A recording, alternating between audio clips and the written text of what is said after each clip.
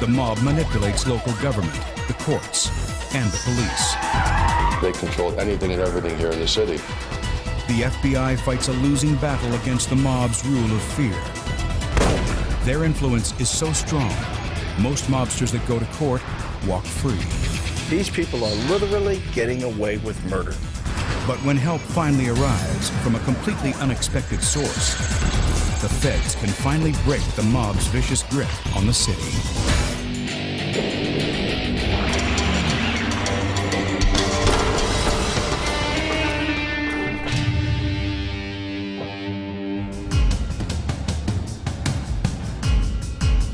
Chicago, America's second city, famous for its soaring skyscrapers and for its vicious underworld. For some time, much of Chicago's crime literally took place under the city.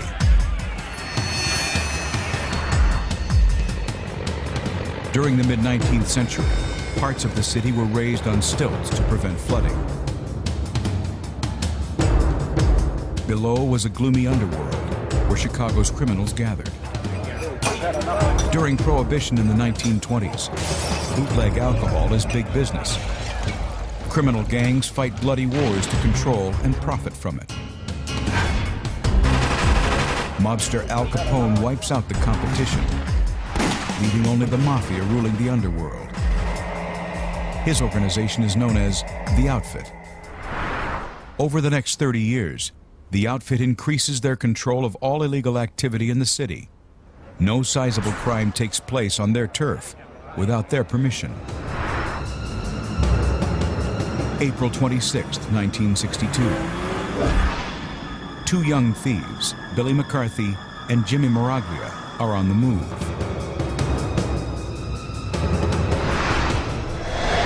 They're following the Scalvo brothers. The brothers are connected to the mob. McCarthy and Miraglia had a fight with them and got badly beaten. Now they want revenge. Frank Culotta is a friend of theirs. We were crooks, and we hung together, and we robbed together, in plain English. And one night, Billy and Jimmy were telling me that they wanted to whack these two brothers, and I was supposed to go along with them. And the night that they picked out to do it, I was bowling with some girl. Culotta says he stays behind. McCarthy and Miraglia follow the Scalvos into a mob-controlled neighborhood. When the brothers pull up, McCarthy and Miraglia empty their guns into the car.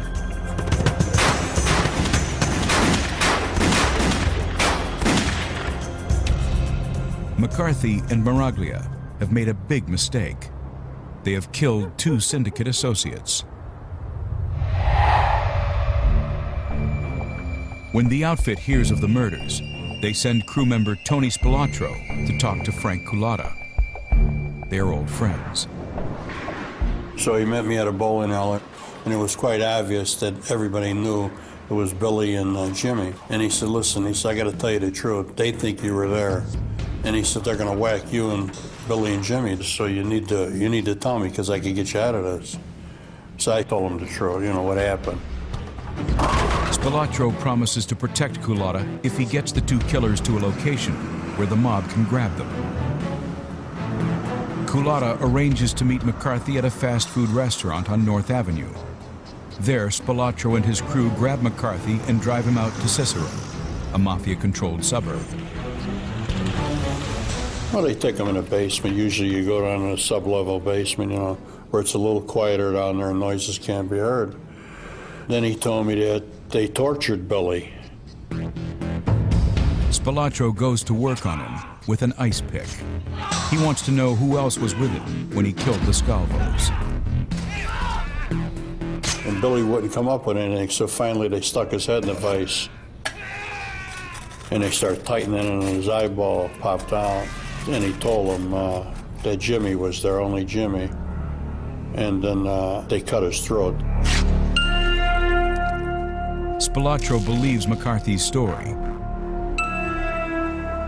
A few days later, the Outfit picks up Jimmy. He's beaten and killed. Billy McCarthy and Jimmy Miraglia are left in the trunk of a car in the south of the city. The McCarthy and Miraglia murders send a clear message to the Chicago underworld. Step out of line with the Mafia, and you'll pay with your life. The executions also show the mob's utter contempt for the law. Chicago's law enforcement must try to regain control of the city. The outfit is run like a corporation. Its chairman is Tony Accardo, a veteran of the Capone era. He is known as Joe Batters for his talent at cracking skulls with a baseball bat. He was an animal. He had been responsible for an awful lot of murders. Below Accardo as chief executive is Mafia boss Sam Giancana. First accused of murder as a teenager, he then became a hitman for the mob. He was a man's man. In other words, you looked up to him, you respected him. You know, he'd get in there and fight with you. Under Giancana, there's a board of 5 directors who operate their own scams and share the profits with the outfit's leaders. Each director controls a part of the city with a crew. The directors are known as made men, meaning that they share in the profits of the whole outfit. To become a made man, they must swear an oath of allegiance and silence. And of course, once you're a made member, you are always a made member, and you do not leave alive.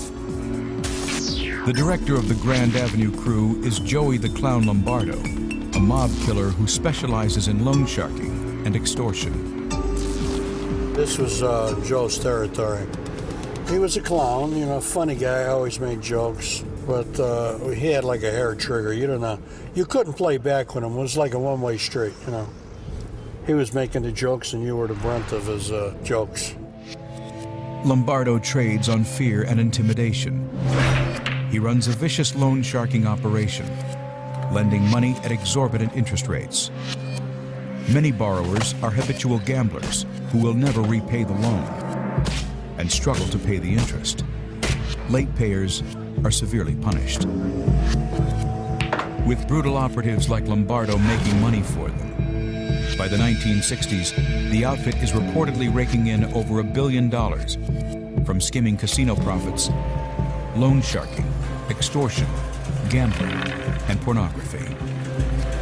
When Red Womet sets up a porn shop in a mob-controlled neighborhood, he has to pay them protection money, whether he makes a profit or not. And the deal was 50% of the back room, the peep shows. At that time, $1,000 was coming in a week, and we agreed upon $500. He said, I don't care how much more you make, we made the deal. He said, if you would have been bust, I'd have still been looking for that money, whether you had it or not. With all his wealth and power, outfit boss Sam Giancana gets a taste for the high life.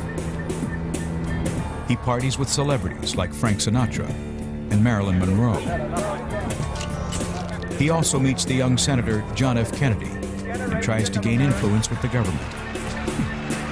The mob's secretive chairman, Tony Accardo, disapproves of Giancana's glamorous lifestyle. Equally, the Kennedys don't like being associated with the mob. Americans are sickened by the blatant disregard of the law. John Drummond has spent 40 years reporting on the Chicago outfit. The general feeling of the public in Chicago after the war, in the immediate decade or two afterwards, that the syndicate could get away with murder, that they were pretty untouchable, so to speak. In the early 1960s, Attorney General Robert Kennedy launches a nationwide attack on the Mafia. The rackets have become too widespread, too well organized, and too rich. It is my firm belief that new laws are needed to give the Federal Bureau of Investigation increased jurisdiction to assist local authorities. The FBI is tasked with gathering evidence against the mob. To get convictions in these organized crime cases, it takes a lot of work. There were bugs on people's offices, bugs on their phones, bugs in their cars, plus people wearing wires. The electronic surveillance gives the feds valuable information, but it's inadmissible in court. The feds can only harass mob boss Giancana with close and constant surveillance. In 1965, Giancana is ordered to testify before a federal grand jury. He refuses and is jailed for a year. Upon his release, outfit chairman Tony Accardo tells Giancana it's time he stepped down. His high profile attracts too much attention. Sam Giancana's lifestyle, his flamboyant lifestyle, didn't sit well with Accardo. He was bringing heat on the organization by himself. Rather than wait for a retirement bullet, Giancana goes into exile in Mexico.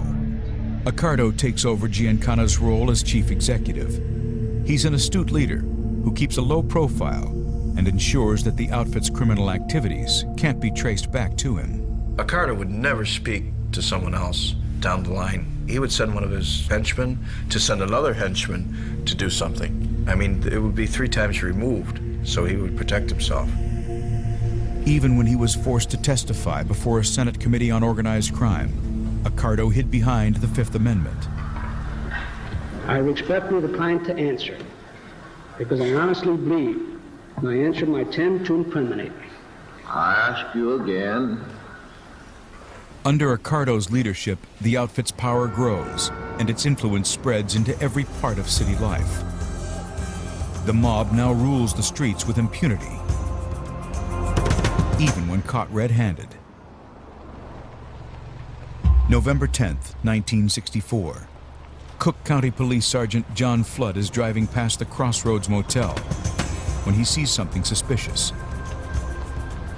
There's a man creeping through the shadows.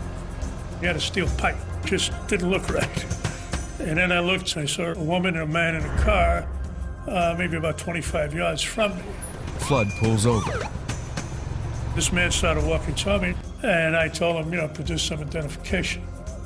The man with the pipe is Frank the German Schwiess, reputedly a feared outfit hitman. I knew him for 20 years. He was the most ruthless man I've ever met in my entire life. But Schwiess is not alone. His getaway driver now tries to run Sergeant Flood down. And I heard the roar of the engine and turned to shoot, split second. I hit Schwiess first. Turned to shoot, and I didn't, but I got Schwiess, and the other guy had run away, and I wanted to get after him. But the man Schwiess was sent to kill has disappeared. There is no evidence to hold Schwiess, so he walks. The feds must regain control of the city. In the late 1960s and early 70s, Washington finally provides them with the weapons to do so. The Crime Control and Safe Streets Acts allows evidence from wiretaps to be admitted in court. The RICO Act makes it easier to prosecute organized crime figures. And the Witness Protection Program provides witnesses with security against mob retribution.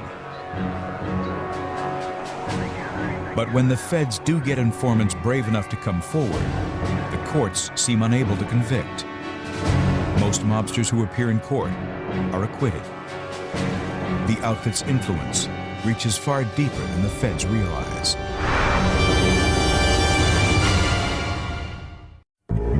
Since the days of Al Capone, the Mafia gets away with racketeering, extortion, and murder. The FBI can't convict them, and no one dares to speak out against the mob. Then a new law is passed to protect witnesses. Now the feds just need an insider to testify.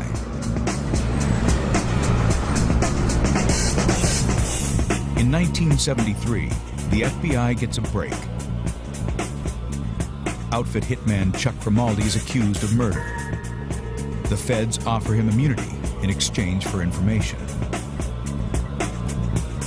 Grimaldi tells them of the murder of a mob loan collector by 2 outfit hitmen, Tony Spilotro and Mad Sam DiStefano. Both are indicted. Sam was dangerous. I mean, he was just totally insane. I mean, do things that were absolutely ridiculous. He believed in